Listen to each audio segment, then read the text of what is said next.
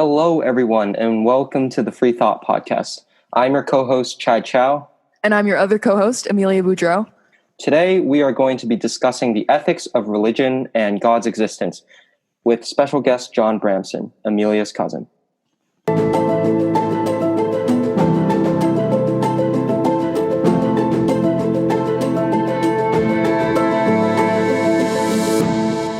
Hey, I'm John Bramson. Welcome to the show, John. How are you? I'm pretty good. What about you? We're good. What have you been up to? Not much. In quarantine, there isn't much to do. That's fair. Okay. So how about we start off by each stating what we believe and why, just to make clear what our stances on religion are. Then I'd love to ask a few questions and open up a friendly debate for each one, if that's okay with you. Sure. Yeah, it sounds great. So, John, tell us a little bit about what you believe in, your relationship with your faith, etc. I guess I believe that God created the earth, and I guess that He exists. And I don't know, my relationship with my faith, it hasn't always been perfect, and I've definitely struggled with it.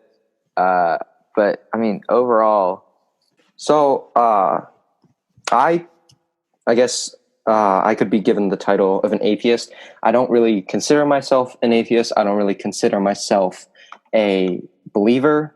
The only person in our family that's a believer is my grandmother, and she didn't really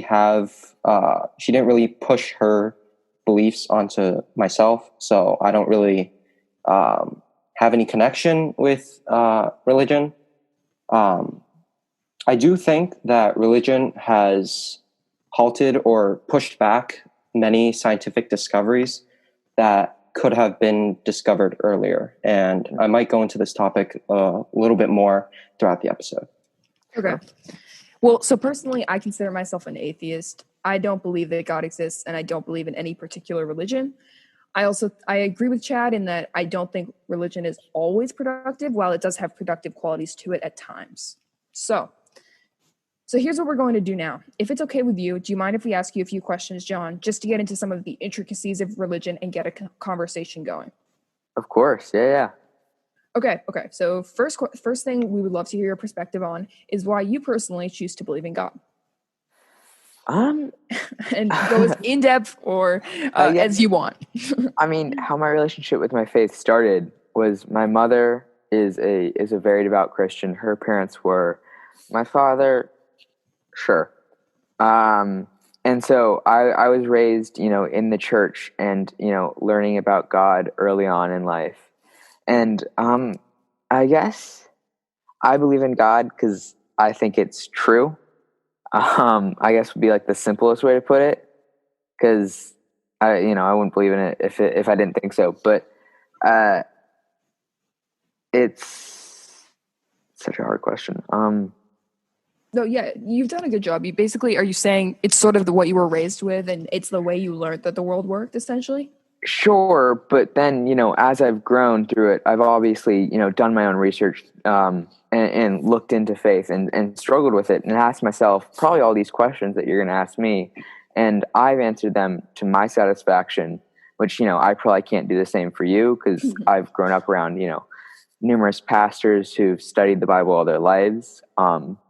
But I guess I just feel that He's real and that I've gotten answers that like satisfy my curiosity in all these questions, and they make me believe in Him. Okay.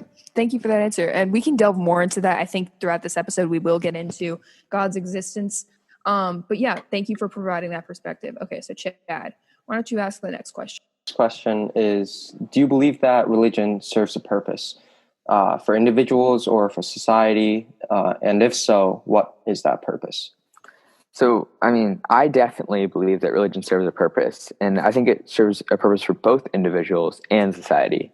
So, on the individual level, I think it provides comfort, which, I'm sure other people could see it as you're deluding yourselves into providing a point for your life. But, even if that's the case, if God doesn't exist, which I personally don't believe, but, if He didn't exist, it's a comfort in this small little world where not a whole lot's going right. And I think you have a purpose in life, and you're thinking that, eventually I'm going to go to heaven, and it provides comfort with death. And I think, it's a great way for you to live your life with, the morals that the Bible provides.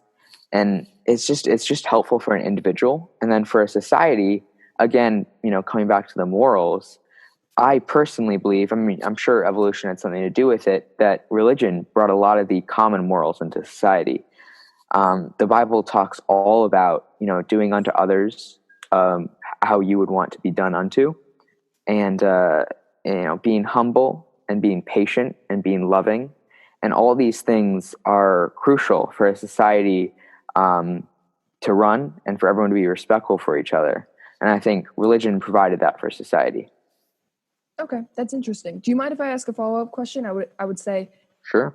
So first of all, to clarify, essentially, it provides a comfort and it sort of gives people a purpose, which is so important. I think that's undeniable. I think we all agree that finding a purpose in life is one of the most important things someone should do. So religion serves it checks that box for a lot of people, and also on the societal level, it provides societal morals and virtues that people uphold and follow, which obviously does good for our society. So that's essentially what you're saying. Yeah, in a condensed form, but yes. Right.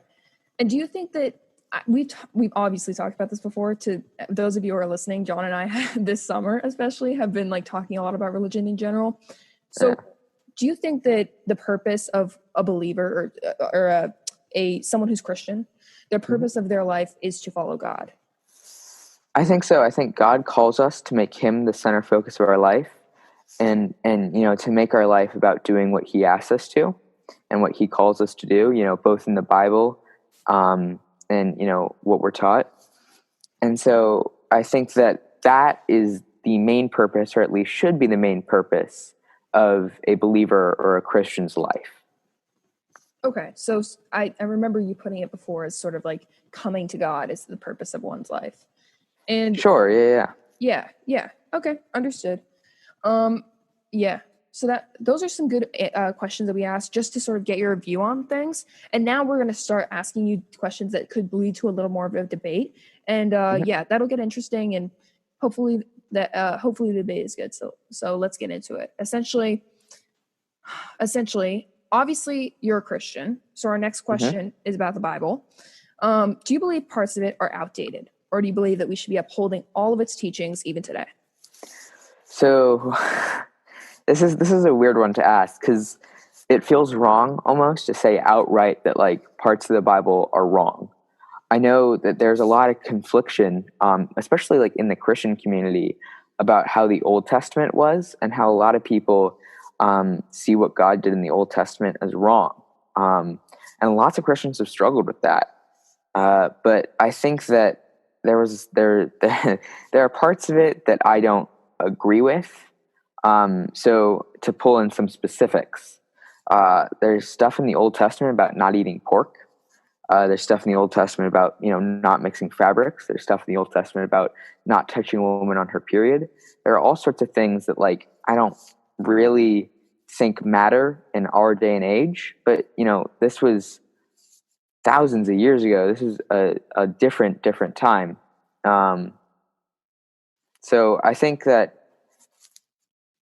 parts of it, I wouldn't say uphold its teachings, but I don't think it's necessarily outdated, if that makes any sense.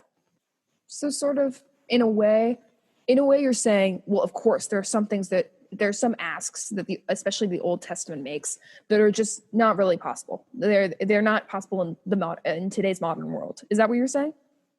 Yeah. Yeah. So what about sins that are still condemned quite frequently in today's modern world, but they're also accepted more? So for example, the sin of there are sins about, there are things that are condemned like homosexuality, sort of a lot of the ones that we talked about that you just mentioned in the Old Testament, but then there are also seemingly quite and forgive me if this sounds blunt, but arbitrary sins that are condemned in the New Testament.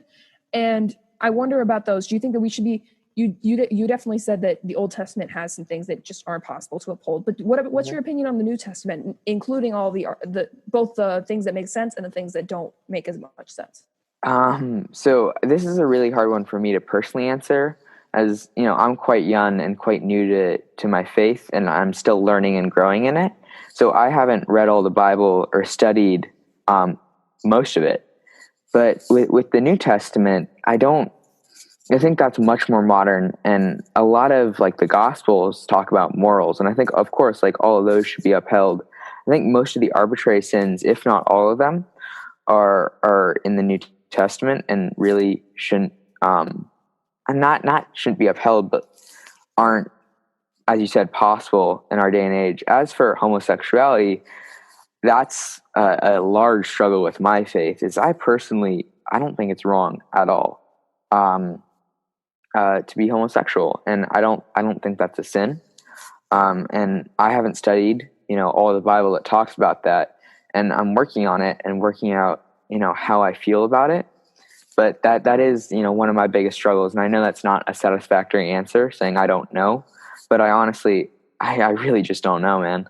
Bring up some interesting points there, John. I think we also have to remember that the Bible's job is to convince others to become a Christian.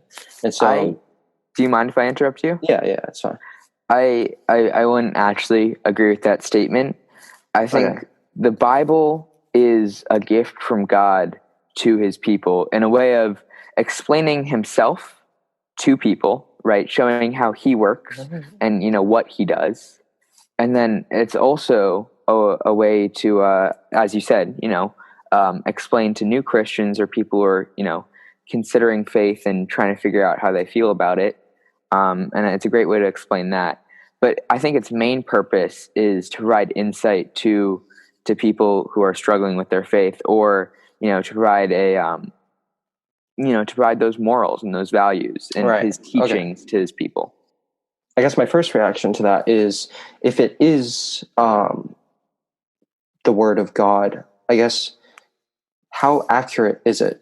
And by that I mean, let me provide some context. Sure. Before the Bible was written down, it'd been like 40 years or something, and it's just been like people telling others these stories, or what the Bible, like the context of the Bible, if that makes sense. And then after 40 years or something, someone finally wrote it down. So of course, throughout those many years, many things could have changed. And so I guess my question is, how accurate do you think the Bible is?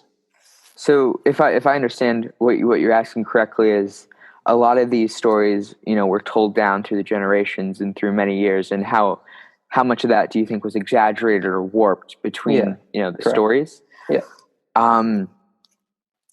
I don't, obviously, nothing like that can be perfect, but I think I think it's fairly accurate. Okay, so if I can jump in, John, you did say earlier that you have struggled with your faith, or you've asked yourself certain questions before. Mm-hmm. And so I guess just sort of pertaining to what you just said about how you think that the Bible and the things that have been passed down throughout history from person to person are quite accurate. Do you ever find yourself struggling? Is something you struggle with ever the fact that some of the things in the Bible, to put it quite honestly, they're very supernatural? It doesn't make it, they don't abide by natural laws or the laws of physics and the laws of just like the scientific laws that we have established today. Do you ever what's your philosophy in that way when you think, well, how likely is it that someone flew or turned to a block of salt or something like that? So I personally don't struggle with that, because the way I see it is that, like, in my eyes, God created heavens and the earth, right? So if you created the world with our, scientific laws, if you can create something this complex, you can fly, right? Like, I don't think it's that, I don't think it's that much of a stretch, if you look at what else I believe he did. Okay, that makes sense. So, sorry, Chad, I'll let you. Do you have anything you want to add before I make my next point? Or because I do think that this is a good conversation, but I'd love to hear what you're saying. Yeah, I think you're on a roll. You should just keep going. All right. So you make the point that God created everything. And I think this is where we're really going to get into our mini debate about God's existence. Mm-hmm. And Yeah, so let's just start off. You believe that God created, like you said, the earth, the heavens, everything, right? I do. And that's what I've heard a lot of religious philosophers call the first cause argument, that if everything has a cause, if every effect has a cause, then the biggest cause to every effect that we see in the world must be God. And so my question is, by that logic, what was God's cause? If everything is created by something, who created God? What was here before God?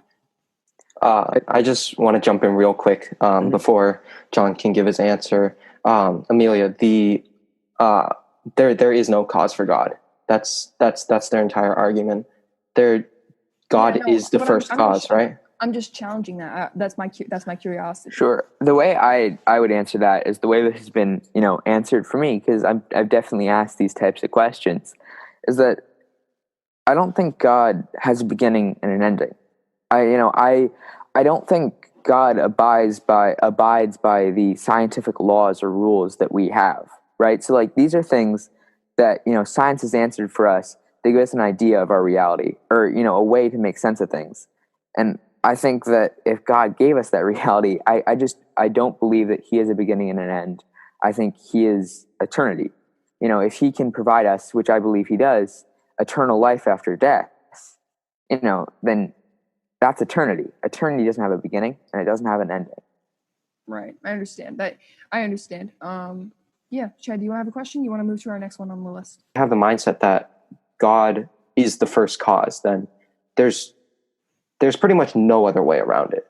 Like you're not gonna. I don't think there's another rebuttal that you could do. I do see what you're saying. I think that our arguments are based on the premise that God does not exist, and John's are based on the premise that he does. So that really there's a root disagreement there. Yeah, that God exists. John, let's talk about in general the societal impact of religion. Mm-hmm. And if you're looking for a list of the sort of, I think we can both think of the things that other major religions have done throughout history that have caused bloodshed and suffering. Right. But sometimes it's harder to think of the things that Christianity has done. But a couple things are the Crusades. Right. Let me pull up this document. But Chad, do you have anything else? There was an entire Reformation, Reformation period. And also in the 20th century, Protestants, there was like a full war of suffering and both sides attacking each other between Catholics and Protestants. I think John brought up a point much earlier in the conversation where he said that Christianity did bring common morals into society, and I think I think that's the biggest impact on our society, and almost the only lasting one. The longest lasting one, because I don't really see any other effects of religion on our society today. I can talk about the Crusades a little bit if you'd like. I mean, how I see that. I would love to hear your opinion on that, but also let's take that point that Chad just raised, the whole culture and virtues point, one step further and say, do you think that our society would have developed these morals and customs and virtues that we prize without Christianity? What would a world without Christianity, without religion, actually look like? So that's a really hard question to answer because it hasn't happened. So it's going to be in my imagination. But this is like completely off topic, but I swear it relates. I know you've been talking a lot about how a lot of the explanations that we have for stuff that we don't understand, we relate back to God. So a lot of people have the idea is that love is so complex that it couldn't be done by anyone but God, just because we don't understand it. And there have been a lot of beliefs, in the past that we now understand that earlier we said was God. How would society be without God? I think I'm asking you that question too. So if you have ideas, I would love to hear what you think too. But Johnny, continue. I do find it hard to believe, and maybe that's just because there hasn't been sufficient evidence yet in our day and age that morals developed from, evolution. I think that's a really, really complicated thing. And again, I don't want to make the assumption that it was God just because I don't, understand it now. But, in my mind, it would make total sense, if things so complex as like love and, being humble and sharing and, treating others as you'd like to be treated, these are great virtues that are often talked about in the Bible. So I don't know, it makes sense to me that God developed these things because he talks about them a lot.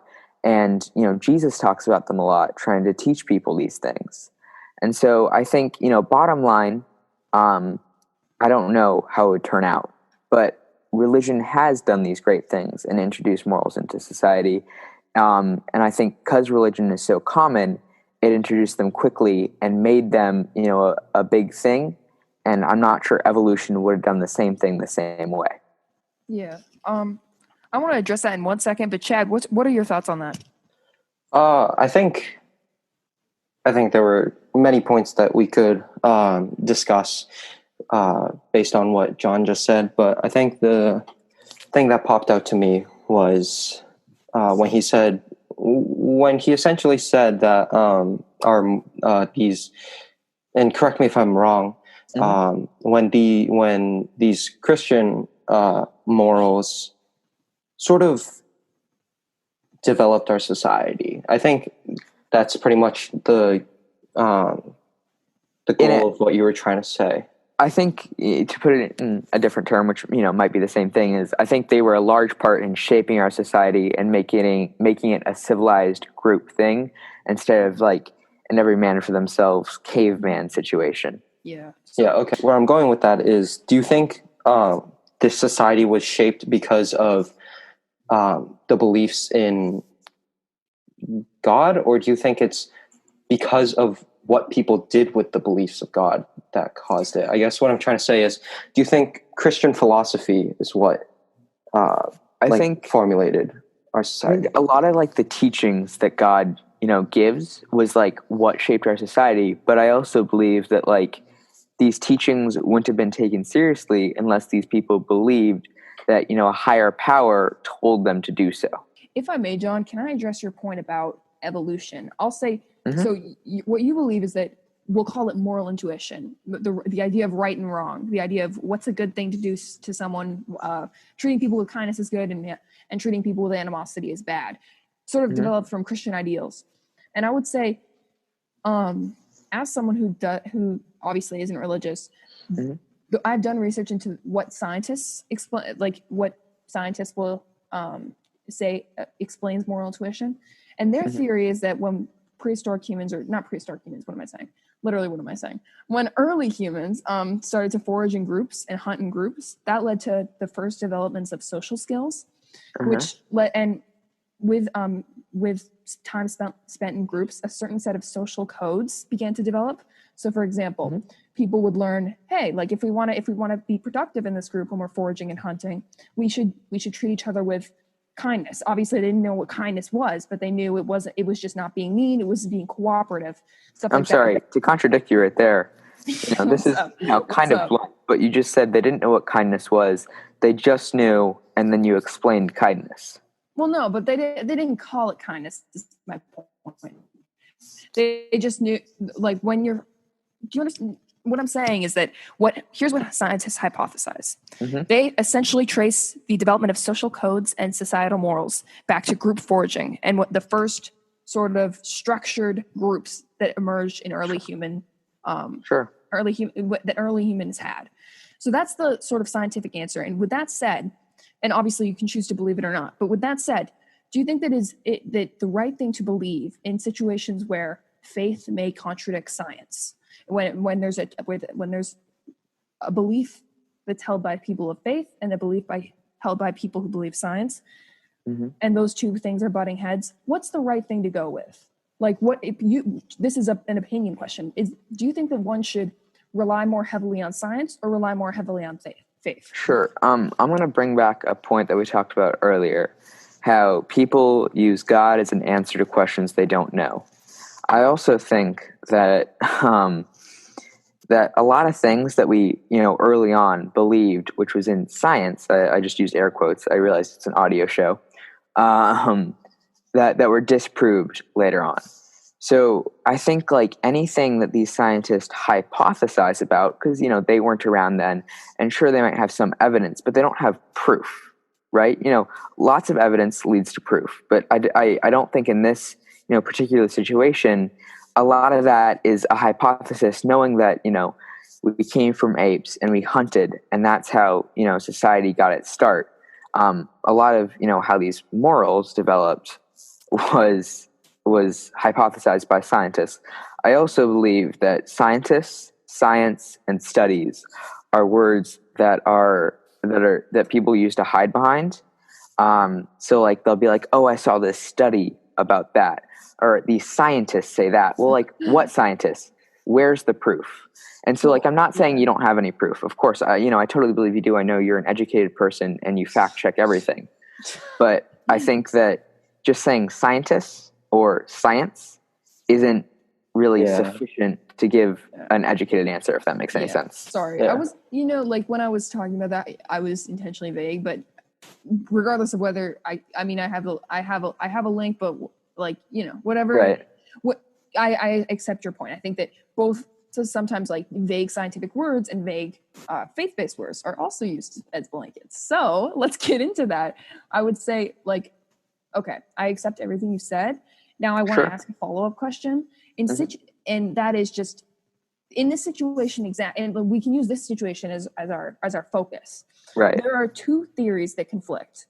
One is backed by scientists, however much faith you have in science in general. Like you said, things have been proven wrong that scientists believed in history, but also a lot of things have been proven right. So however much trust you have in scientists, that's one theory. And then one is a religious faith-based theory. And as we know, like however much faith you have in religion, there isn't much, like you said, I mean, this is something we can agree on. There just isn't much objective physical proof. So what is the answer you go with in situations where your faith and the beliefs of modern scientists come into conflict? Where do you usually find yourself, or does it vary from issue to issue? Like we can even broaden it and say, in terms of the issue of evolution, where do you fall there? Because that's a major place that science and faith conflict. Sure.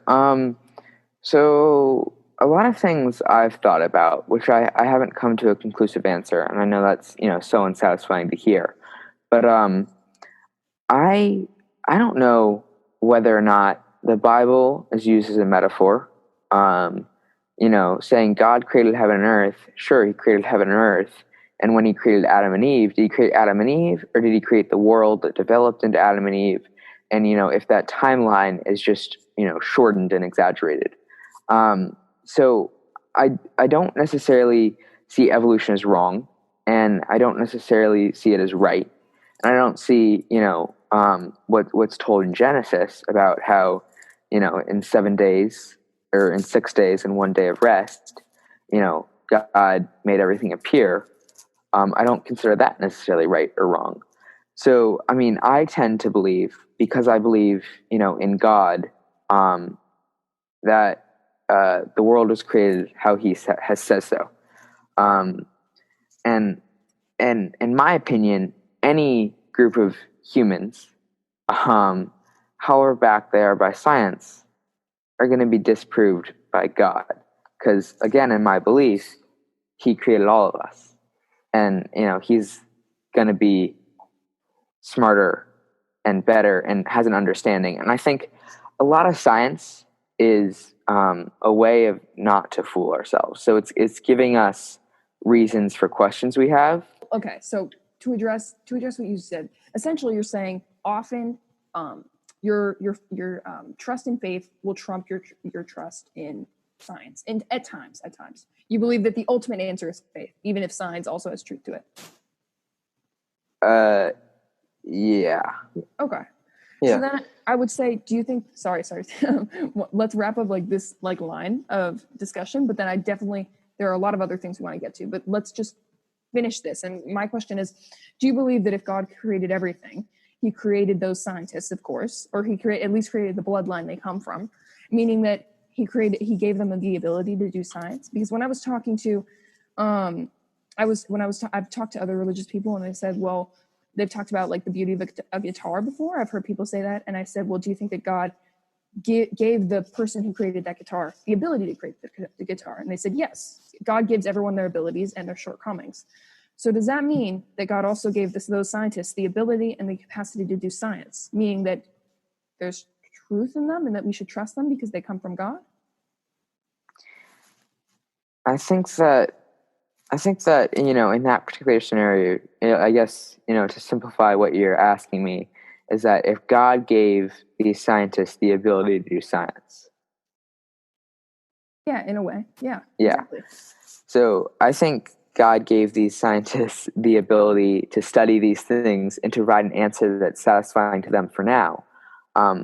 But I think a lot of beliefs change, and I think that, there a lot of things, as I mentioned earlier, in science have been disproved later, and I think this could definitely be one such scenario. And I don't necessarily agree with the idea that God created everyone individually.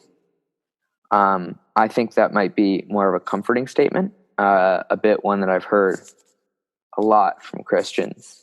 But I definitely believe that God created the earth, and as you said, created our bloodlines, and in a way created each and every one of us. But I'm not necessarily sure that I'm thinking about Amelia right now, and I'm going to give her the ability to make political TikToks. So Shut up. Thank you Okay. for plugging my TikTok. Go follow typical _ Shut up. typical No. on TikTok. Okay. I just have a clarifying question for Sure. Amelia. Yeah, Do you think that God gave a calling to those scientists, saying that, oh, you should go into science? Or do you think that God, I guess, gave them the resources / ideas that they should answer? Are you asking me or Johnny? I'm asking you just a clarification question, because I think those two are like pretty different things. Yeah, no, that's a good question. So essentially, going by, obviously, Johnny has clarified that he has some slight disagreements with some things that Christians may say about this type of thing. But going by like popular Christian logic, or common at least, God created everyone. Even if he didn't create everyone like individually, he created their bloodline, essentially, in a way, indirectly creating them. Meaning that he created them in a very specific way, in the way that they turned out, obviously. Meaning that if he created everyone, if he created person A and person A becomes a scientist, then he must have in some way created person A in a way that person A could become a scientist. Meaning that in some way, science is one of God's creations. And so that's my question. How do you manage the fact that often faith and science butt heads, but under Christian logic, science is a part of faith? I think from a non-believer's standpoint, I would say that I think from what you're saying is that God gave scientists but didn't tell scientists what to do, right? Am I correct? To bring up what you said about what to do, I think God gives us a lot of freedom, and I think we had a choice to pick His perfect world or to pick sin and freedom, and I don't think God makes every little thing that we do, because if He did, He'd control our environment and our family, therefore knowing and being able to control every little choice that we're going to make. So I agree with you saying that He didn't tell the scientists what to do, even if He gave the ability to do science. Okay. So to switch gears, I think Christianity was created more as a coping mechanism for the poor in society, and the reason why I say that is because before we brought up the point that Christianity created these common morals, but I think So before Christianity, Plato came up with these four cardinal virtues. And these four cardinal virtues are courage, moderation, justice, and wisdom. And then the Christian virtues that at least I was told about were the following: faith, hope, and love. Hope meaning like forgiveness because of faith, if that makes sense. Mhm. And so, I guess, well, my point is I think society was already well built. So to talk about like society was well built, what I believe was God, was first, even though, I don't believe he had a beginning or an ending. And I believe he created the world. So I think, Plato didn't come before Christianity.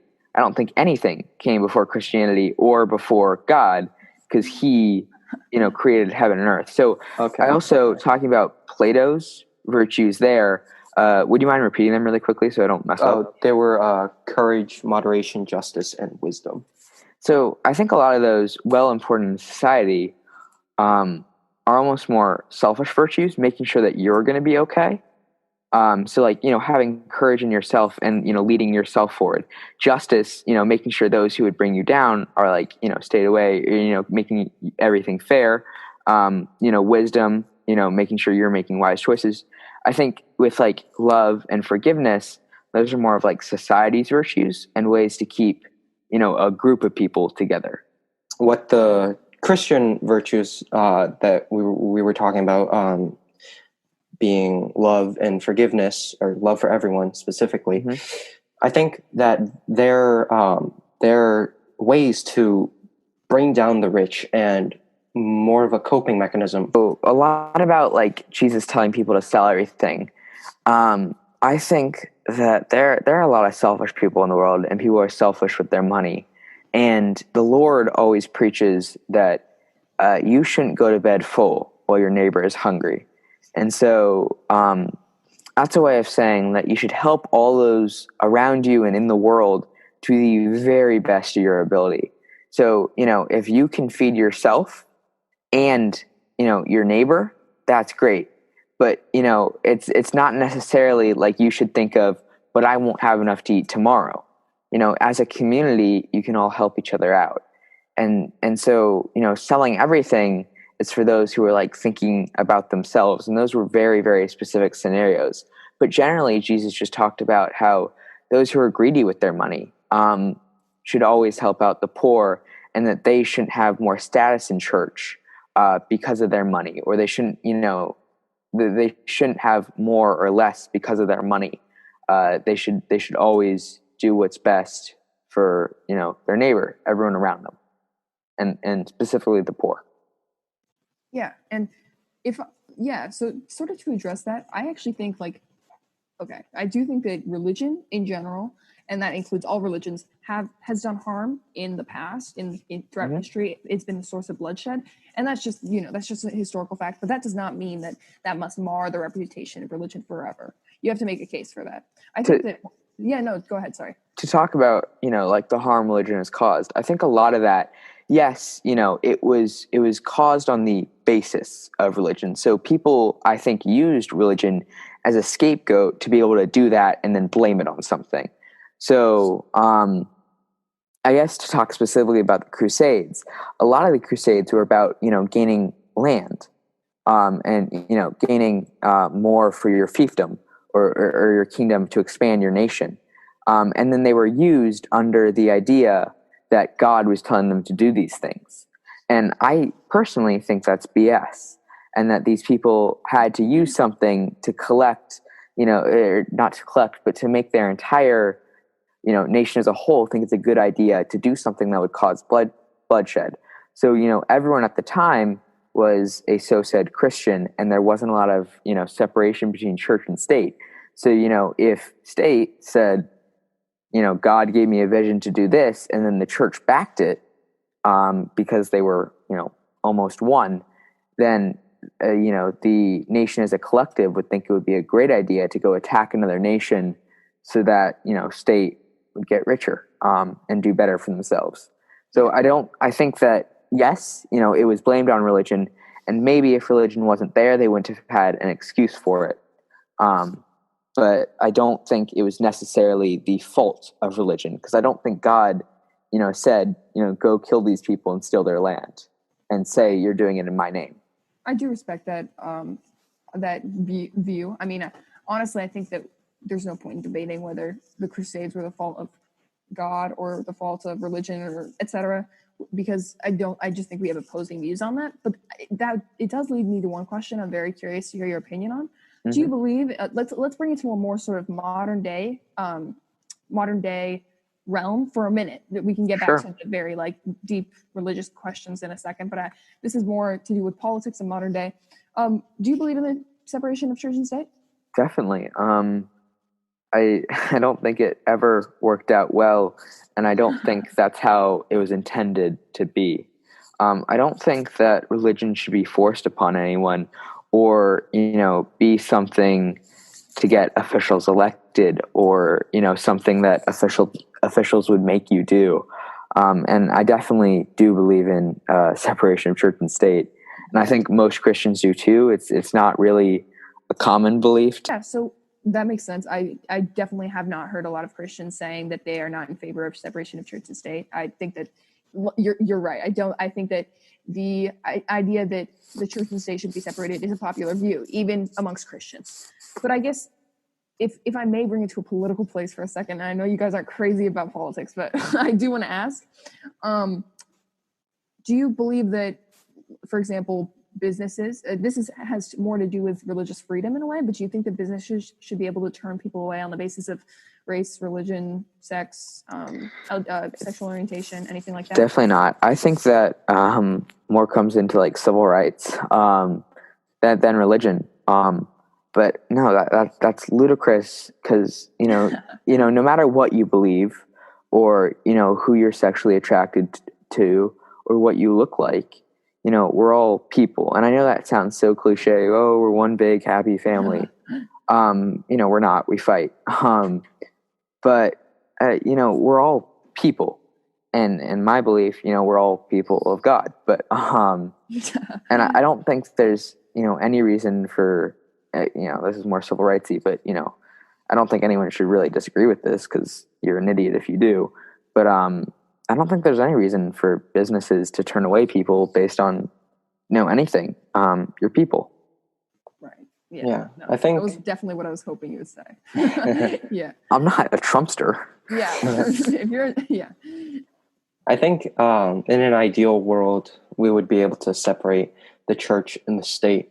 But I think the state and the church essentially joined together pretty early. In 313, there was this letter called the Edict of Milan that was signed by the Emperor Constantine, and that pretty much stopped. That pretty much gave religious freedom in Rome and essentially stopped the persecutions of an empire.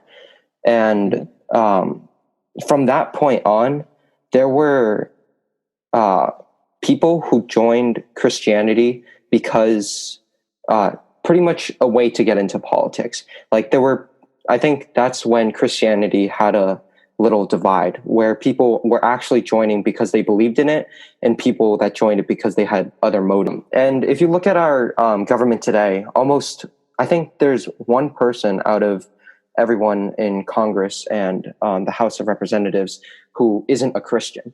So I think that just shows how universal this religion is. And so I guess what is your thoughts about people joining for other motives and almost this dilution right of the Christian faith? I don't believe that Christianity should be a basis of your campaign other than any time where there's religious persecution. So if Christians were being persecuted and in your campaign you were talking about not persecuting them, then that's great. But I don't think that should be the basis or really even a part of your campaign in politics. I also think there's a lot of confusion about, I guess, what a Christian is. And I think bottom line, it's someone who honestly believes in God. And I think a lot of people think being a Christian is checking a box. They went to church, they gave $5, and they prayed every night before bed, or, before they ate dinner. And I really don't think that's what Christianity is. I think Christianity is a relationship with God. And that, it's not checking a box. And I think, maybe some of these people in Congress are checking that box and then using it as part of their political campaign. And I don't agree with that. Yeah. You brought up some great points right there. Yeah. Honestly, thank you for those answers. I definitely think that regardless of what you believe in terms of the ideology, it's important to have the same ideas on freedom of religion, especially because freedom of religion is often that label is misused and used to back up freedom of prejudice. So it's important to understand the distinction. Now, if you don't mind, I would like to ask a question more about the structure of religion and about the Bibles and its teachings. And that is, what do you think of, how do I phrase this? A lot of people will say, well, yes, God is supposed to be all loving, and God is supposed to be, the most perfect being that there is. And yet he engages in a lot of bloodshed. He does not necessarily live up to that all loving title in especially the Old Testament. Essentially, what are your thoughts on God's character in the parts that he's quite often heavily criticized on? This is I'm really, really sorry for this. This is the worst answer that you could ask for. Good. But I'm not going to give an answer because I haven't studied that. I've read the Gospels and Acts, and I'm on Romans, so I've only read, maybe a quarter of the New Testament. And, I'm still learning and growing and struggling in my faith. So I haven't, a lot of these questions, I haven't, come to a firm belief on them, or so I thought about them and then had an answer that was really, really solid. So with, how God is in the Old Testament, I think a lot of that bloodshed could have easily been warranted. I know there was a ridiculous amount of sin in the world. I also think God's wrath is talked about a lot. And so he is all loving, and he accepts sin. But back then they didn't have Jesus to sacrifice for their sins. So, I mean, I'm not sure how much you know about the overarching story of the Bible, but the idea is that Jesus died and wiped our sins away. So, when he died, we were forgiven of that debt. And, back then, they weren't forgiven of that debt. They sinned, they messed up, and, they paid the price, I guess. And God ended that and gave up his own son, as it's put in the Bible. But I'm really sorry that I can't give you a satisfactory answer just because I haven't studied it. No, yeah. You're all good. Honestly, I really do appreciate that honesty. I think in general, not even just talking about religion, people need, especially in a time of extreme political nuance, people need to get better at saying just what you said, and that is, I'm not well informed enough to give you my opinion on that. Honestly.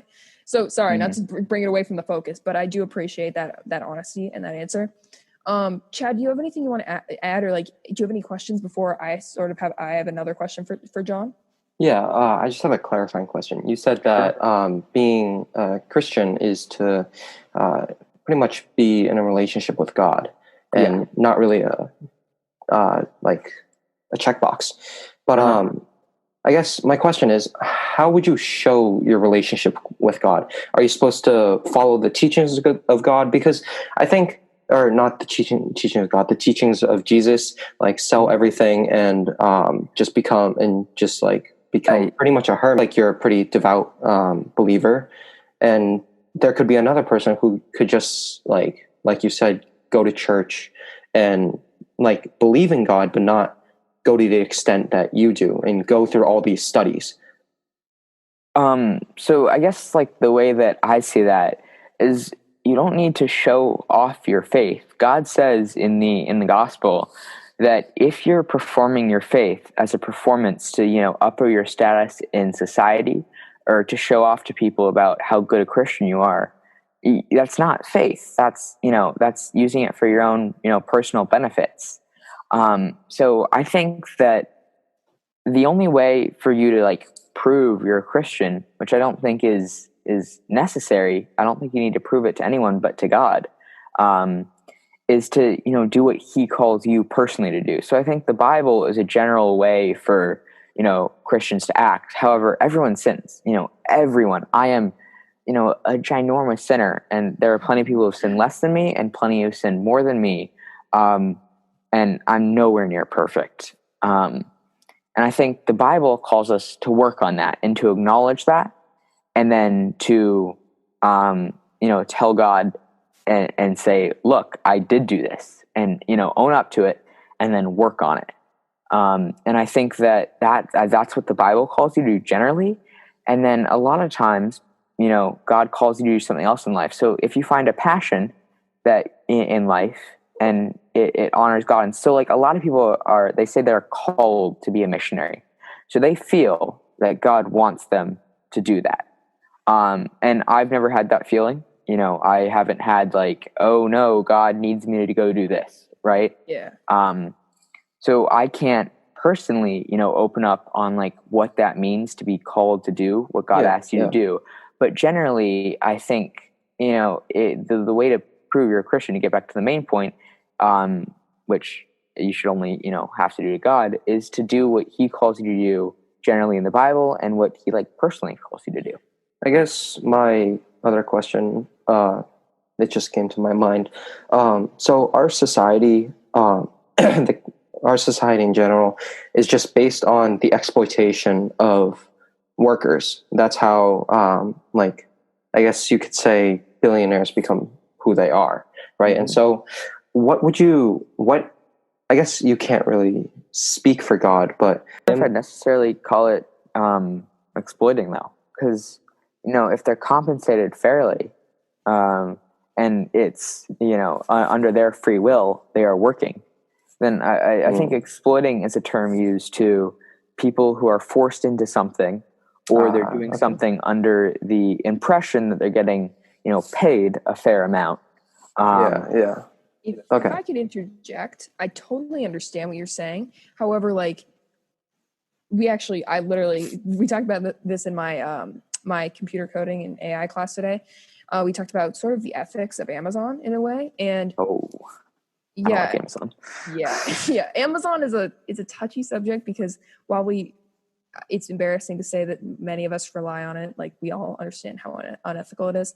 But I'm forgetting the exact fact or the exact facts for this. But it's something like Jeff Bezos' workers make less per year than he does in 1 minute.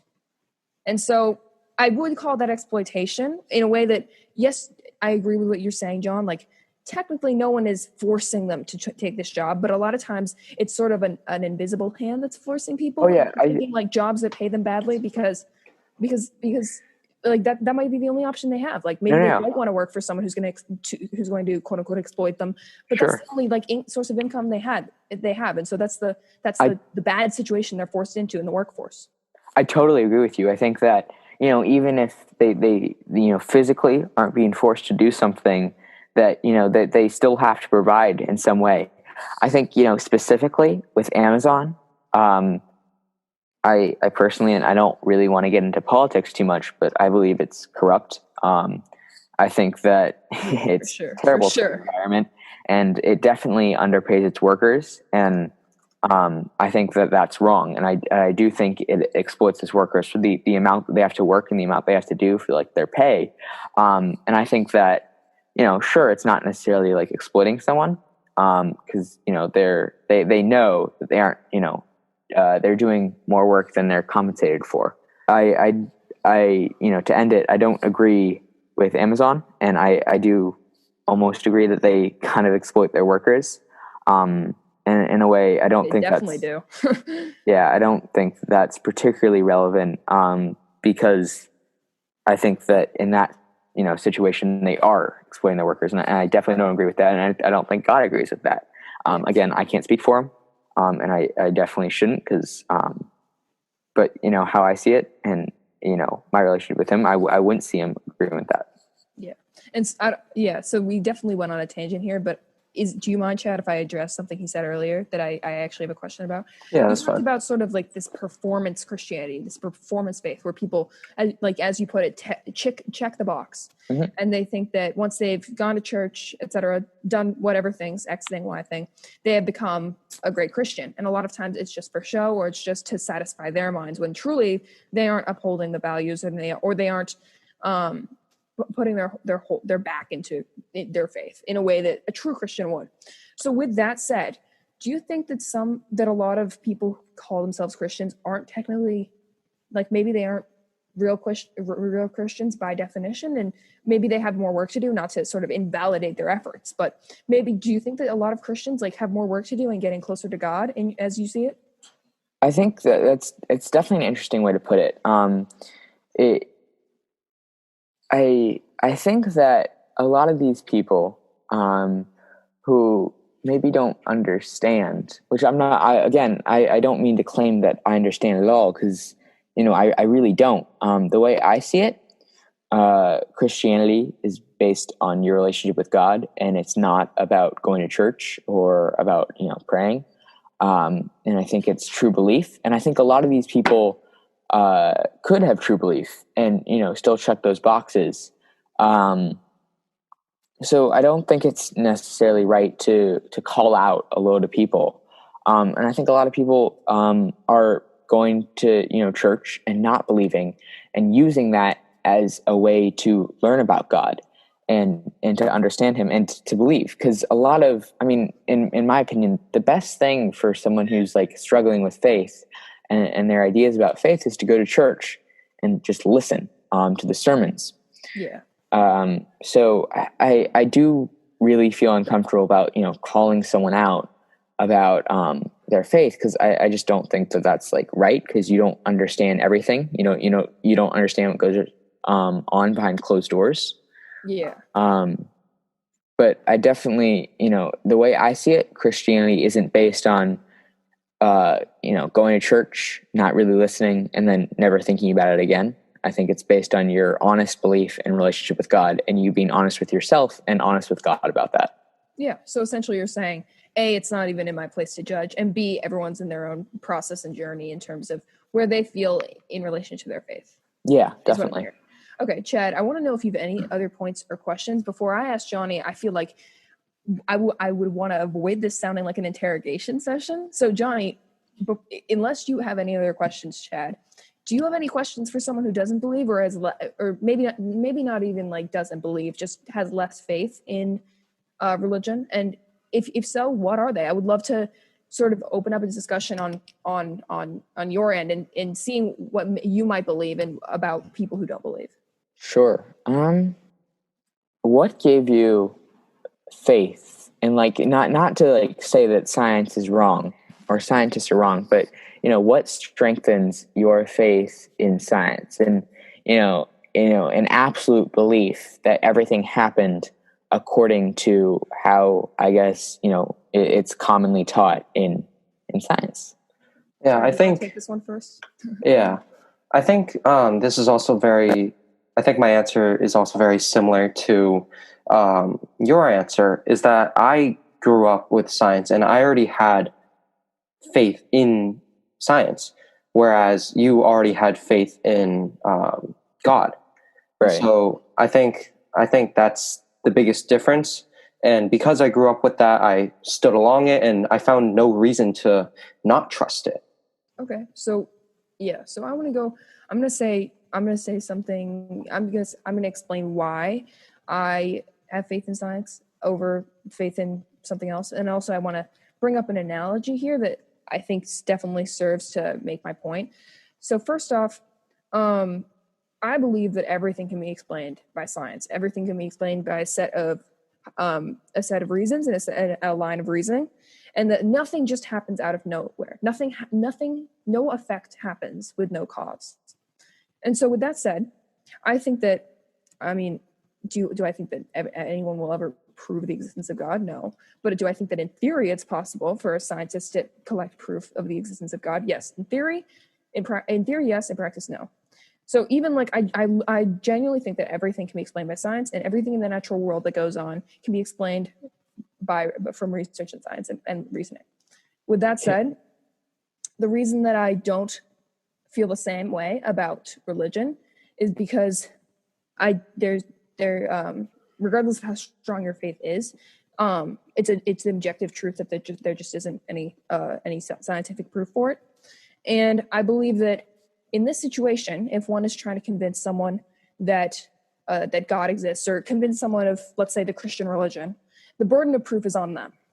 And I think I've talked about this with Johnny for a little bit. I'll try not. I won't go on for too long, but I've talked about this with John before.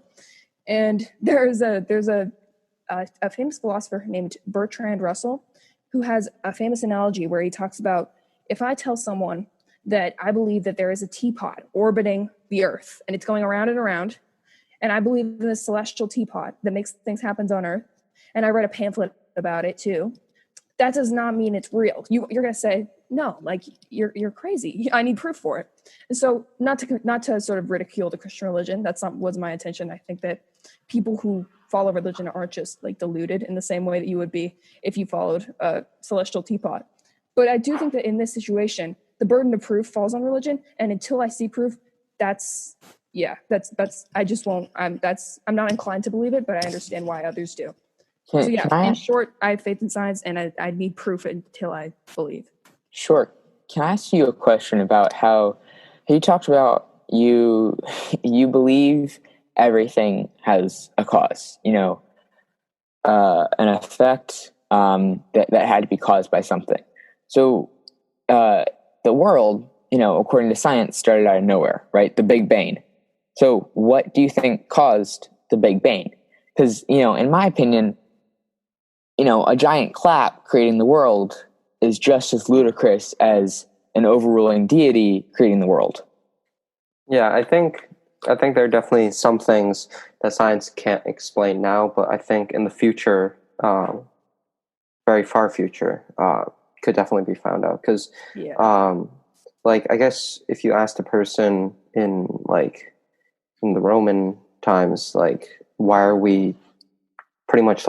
why does gravity exist? They'll be like, oh, I don't know, because it just wasn't discovered yet.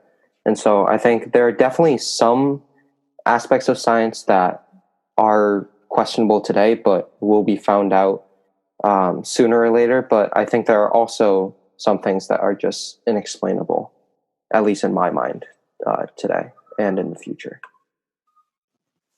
Yeah, I understand what you're saying.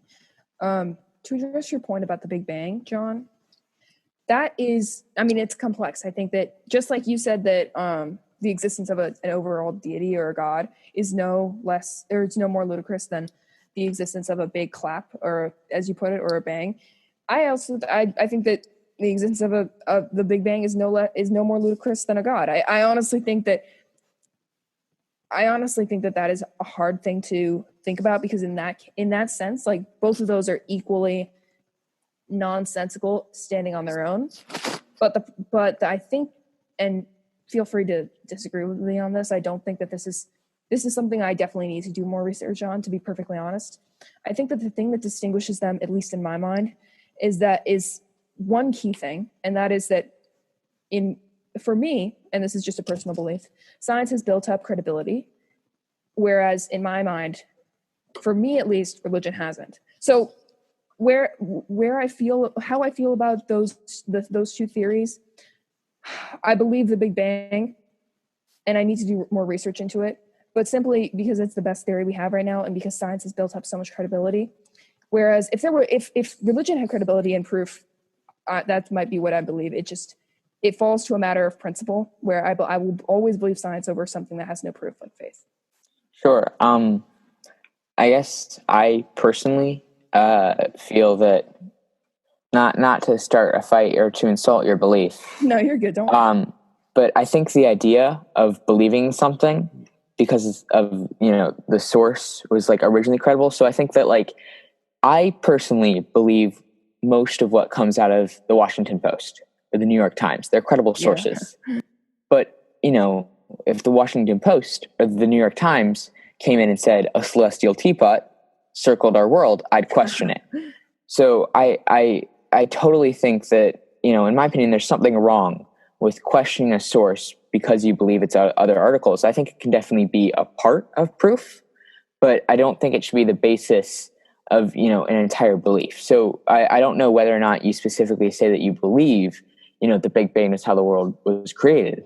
But I think that, you know, that is no less of a reason to believe in the Big Bang than the Bible is to believe in God. Yeah, I understand what you're saying. I want to quickly point out two things. And one is that we can sort of step back and laugh at the irony here. And that is that, I mean, Christians believe almost all that goes on in the Bible simply because it comes from God. And like, however believable or unbelievable it is. And like, sorry, that wasn't meant to sound like an attack. No, you're fine. At a certain point, like, all schools of thought have flaws. And I think, yeah, you can find irony in the fact that I don't think in all things, but in some things we fall into the same camp of not understanding enough. And so we put our trust in certain things without like knowing the full story. My second point is simply, I have not done enough research on the intricacies of the Big Bang Theory. And so I could definitely give you a better answer if that was something that I went on like a Wikipedia expedition at 4 a.m. on. Mm-hmm. And that's probably what I will do today. But yeah, that's about all I can give you, in that I have trust in it, sure, but I haven't done enough research to provide you a well-versed answer. Mm-hmm. All right. That definitely satisfied me. Yeah. So, Chad, why don't you wrap us up? Okay. That's all the questions we have for today. John, thank you so much for coming on here today. Of course. Yeah, Your presence was much appreciated. Thank you so much. Thank you so much, John. Yeah, no problem.